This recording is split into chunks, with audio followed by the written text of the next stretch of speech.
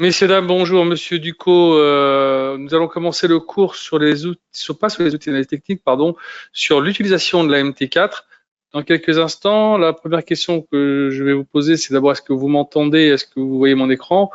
Vous avez un chat en haut à droite de votre écran avec un trait rouge ou une flèche rouge qui vous permet d'accéder au chat.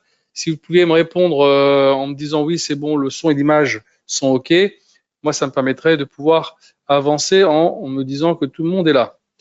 Donc, je vous laisse le temps de répondre. On va attendre les retardataires et je vous reviens tout de suite. Rebonjour à toutes et à tous. Nous allons commencer le cours sur les outils d'analyse technique pardon, je ne sais pas ce que j'ai avec ça aujourd'hui, avec l'utilisation de la MetaTrader.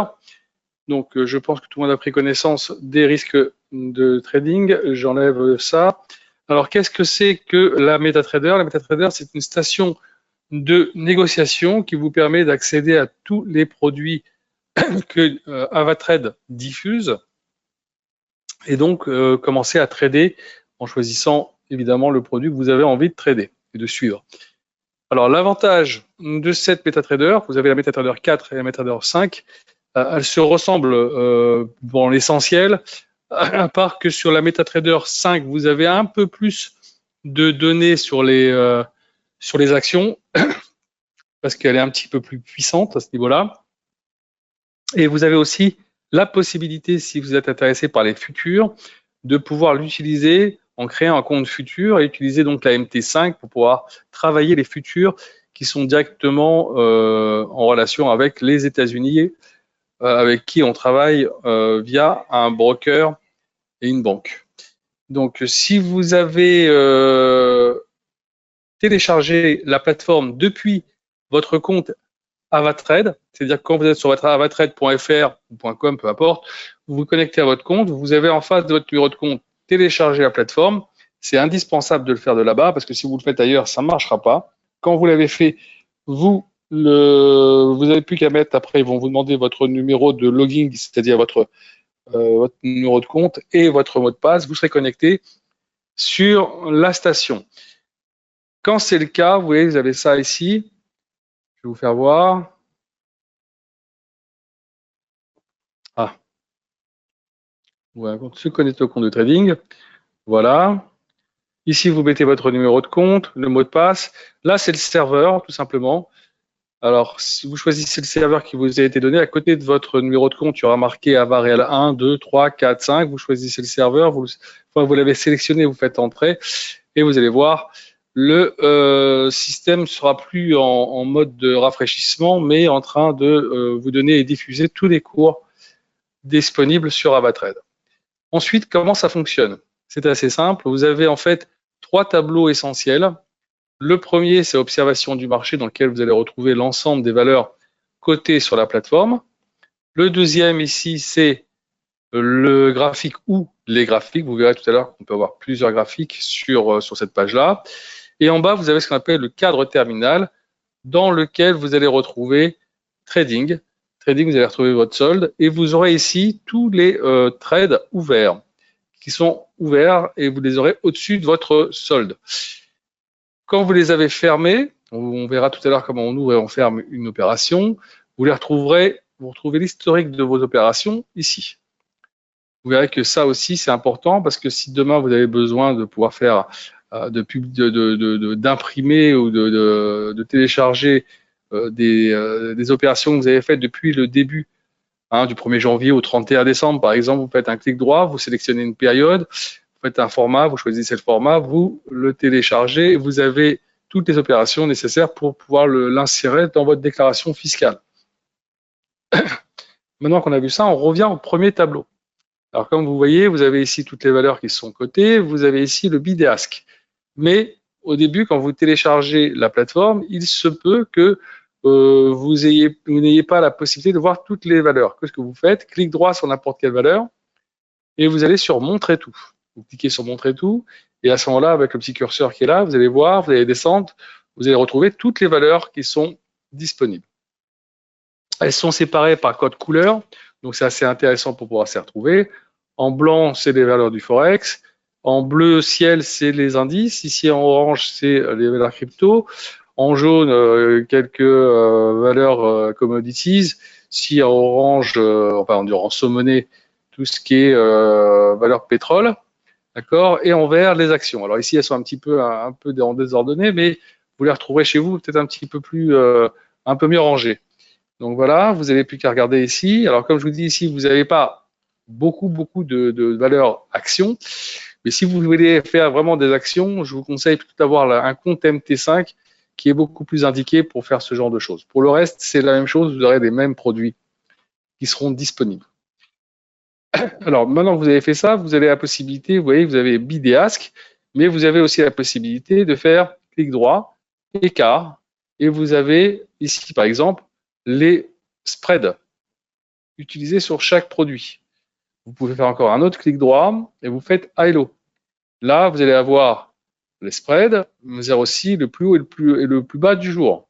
Donc, c'est intéressant pour ceux qui veulent savoir un peu où on en est actuellement. Maintenant, moi, je ne le fais pas, je ne le laisse pas parce que ça me prend un peu trop de place et que j'en ai pas vraiment besoin. Voilà. Et pour ceux qui veulent avoir un peu plus d'informations, voilà comment vous faites pour pouvoir le mettre. Ensuite, très simple, il vous suffit maintenant de sélectionner une valeur. Alors, si vous voulez, on va se mettre sur du Nasdaq. Alors, petite information quand même, hein, le Nasdaq, pour l'instant, on va dire que tous les marchés sont en mode attente. Pourquoi? Parce que demain soir, vous avez Nvidia qui va publier ses résultats et évidemment, Nvidia, c'est un peu comme la Fed. Comme on attend la Fed, on attend Nvidia pour savoir un peu quels résultats ils vont faire par rapport à ces trimestres derniers qu'ils ont toujours surperformé. Si ce n'était pas le cas, ça pourrait être sanctionné par les marchés. Vous voyez, j'ai fait donc télécharger en faisant un petit clic droit, j'ai fait ouvrir graphique, j'ai eu le graphique qui s'est mis ici. Là, ici, vous avez un petit triangle, si vous cliquez, vous avez les cours. Maintenant, si vous voulez reparamétrer le graphique, parce que de toute façon, tel qu'il est, il n'est pas tellement utilisable. Donc, ce que vous faites, vous voyez qu'ici, on est en bâtonnet, on va faire un clic droit dans le graphique, on fait propriété, et là, vous avez la possibilité de remettre à votre goût les couleurs de ce graphique. Alors, l'arrière-plan, moi, je le mets en kaki. Hein. Voilà. Le texte, je le mets en noir. La grille, je fais disparaître, je la mets en kaki. La barre haussière, je la mets en bleu. La barre baissière, en rouge. La bougie haussière, le même bleu. Et la bougie baissière, le même rouge. Ensuite, vous faites OK et vous allez avoir votre graphique. Il est maintenant déjà un peu plus lisible. Alors, comme je vous disais tout à l'heure, on est en bâtonnet. Nous, on va travailler en candlestick. Vous avez 3 types de graphiques, à savoir en courbe, en candlestick et en bâtonnet. Donc, vous cliquez ici et votre graphique se met automatiquement en candlestick. Quand vous avez fait ça, vous choisissez l'unité de temps. Vous avez de 1 minute jusqu'au mois. On va se mettre en daily, c'est-à-dire en journée. Voilà, alors j'ai peut-être fait une petite erreur sur les propriétés, je vais regarder ça tout de suite. Ouais, alors, bougie, oh, tac, tac, voilà, c'est ça. Voilà, et ici, comme ceci. Voilà, là c'est déjà un peu mieux. Maintenant que j'ai fait ça, je vais pouvoir écarter le graphique du bord droit en cliquant de ce côté-là. Je rapetissis un petit peu et là, voilà, vous avez votre graphique qui est déjà un petit peu plus lisible, ok, un peu plus utilisable. Ensuite, il vous faudra juste mettre en place les outils d'analyse technique. C'est pas le sujet du cours. Je vous montre quand même rapidement comment on fait pour le mettre. Alors, première des choses qu'on met, c'est toujours des couloirs et résistance. Alors, vous voyez, vous faites comme ça. Vous vous mettez ici, voilà. Vous cliquez là où il y a 3 carrés, c'est la pente. Voilà. Là où il n'y en a qu'un, c'est pour la parallèle. Vous faites comme ceci et vous avez la parallèle qui se met ici. Vous l'avez là.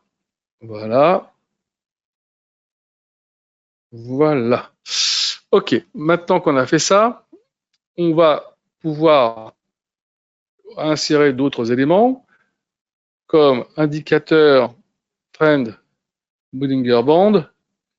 Voilà, je les mets rapidement dedans, hein, c'est pas non plus le sujet du cours comme je vous ai dit, juste je vous montre un peu comment on peut les insérer. On va insérer les stochastiques, voilà, et on va insérer d'abord les RSI, ensuite indicateur, oscillateur, stochastique, oscillateur.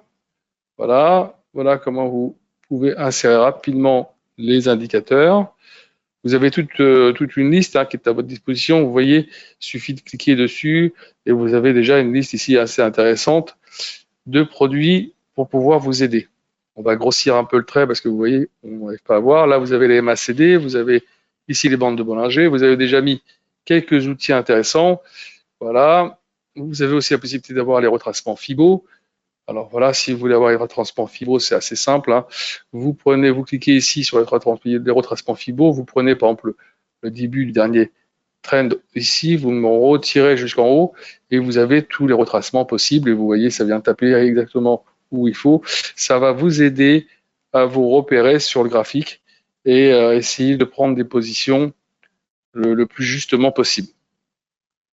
D'ailleurs, personne ne vous empêche, si vous voulez, de tirer des obliques comme ceci, en vous disant ici, si on arrive à passer cette oblique-là, ça sera certainement la possibilité d'aller rechercher plus haut.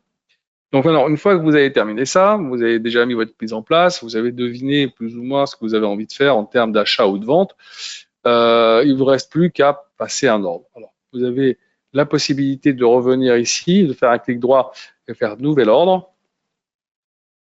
Voilà.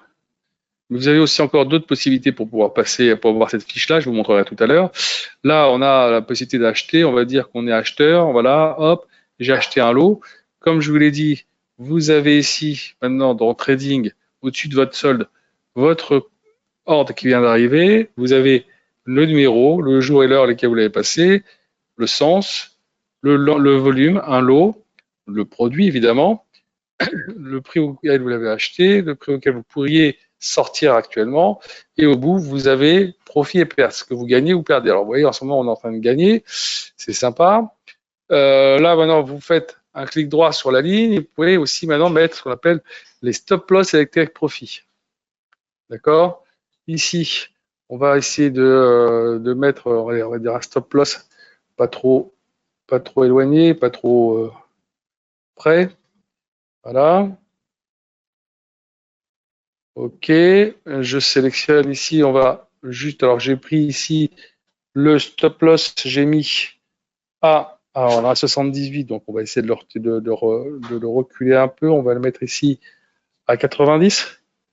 Vu que je suis acheteur, je suis acheteur, je perds de l'argent si ça descend, d'accord?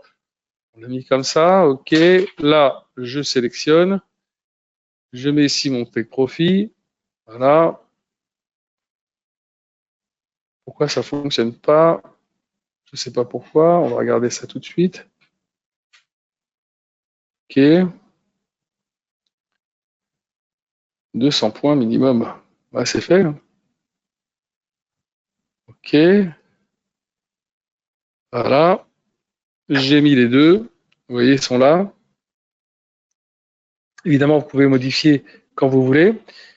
Maintenant, si vous voulez fermer votre ordre, vous appuyez sur la croix. Là, c'est terminé. Le take profit a été fait. J'ai pas eu le temps. On va donc ouvrir un autre ordre. Voilà. J'ai acheté. OK, impeccable. Est-ce que vous m'entendez? Allô, allô? Vous m'entendez? Vous m'entendez correctement? Allô? Allô, allô? J'ai l'impression que le son passe mal là. Attendez, je vais changer de truc.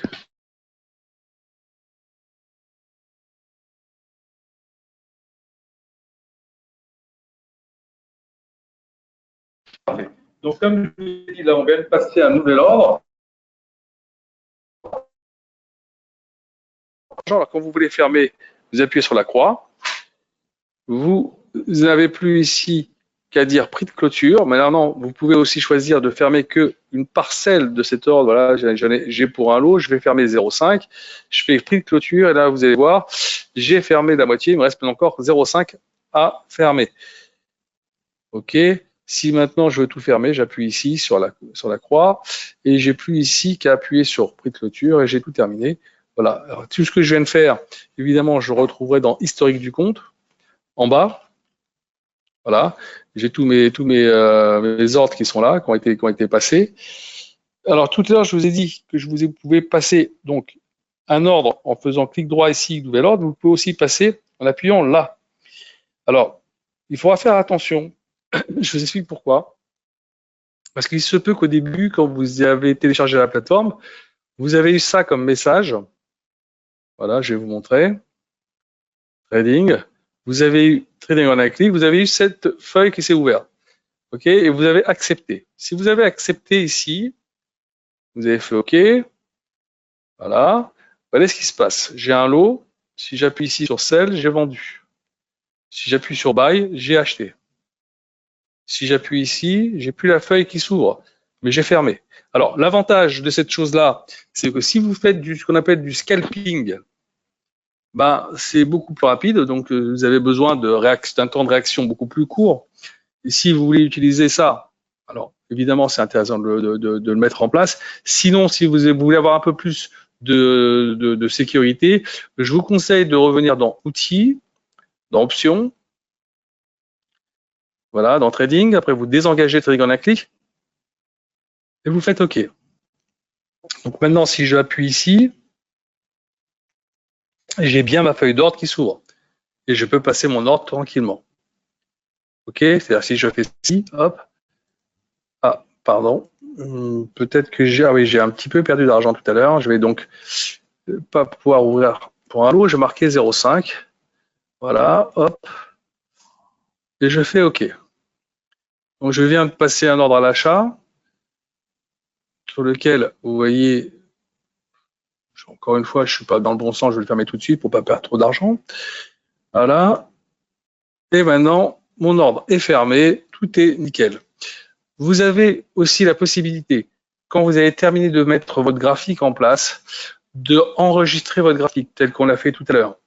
Donc vous allez ici dans oui, salut Wally, comment ça va? Je continue, maintenant que tu as trouvé le truc, tu as des questions, t'hésites pas, tu me dis, je reviens dessus.